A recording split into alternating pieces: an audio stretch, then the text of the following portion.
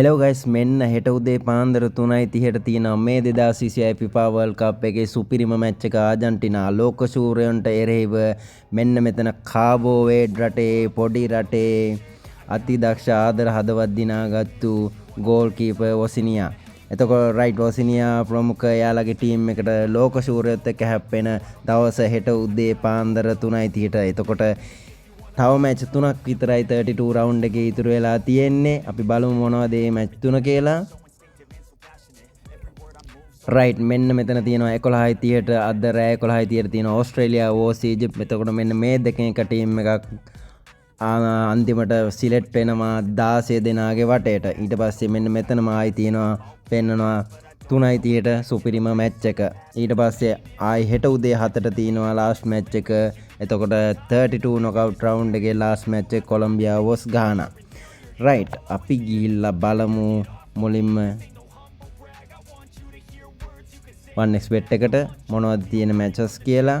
Right අපි ගිහිල්ලා බලමු WC 2026 වලට මෙන්න 3 වෙනිදා උන් අද තියෙනවා ඕස්ට්‍රේලියා vs ඊජිප්ට් මැච් එක.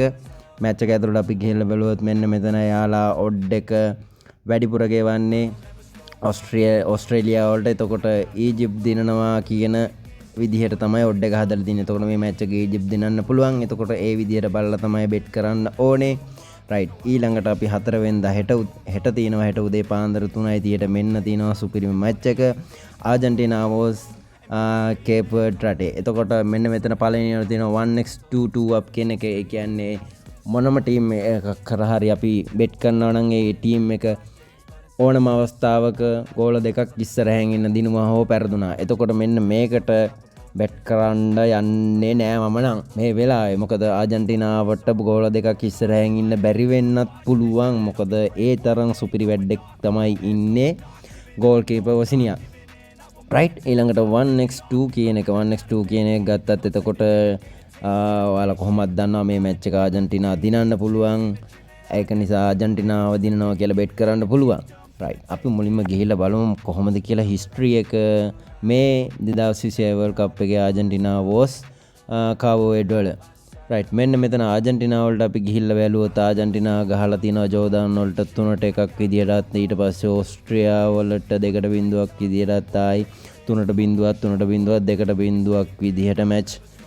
රයිට් ඊට පස්සේ අපි කාබෝ වර්ඩ් වලට ගිහිල්ලා බැලුවොත් මෙන්න තියෙනවා පළවෙනි මැච් එක සෞදි අරාබියට 0-0යි උරුගුවේට 2-2යි. ඊට පස්සේ එතකොට මේ දෙකම ඩ්‍රෝ.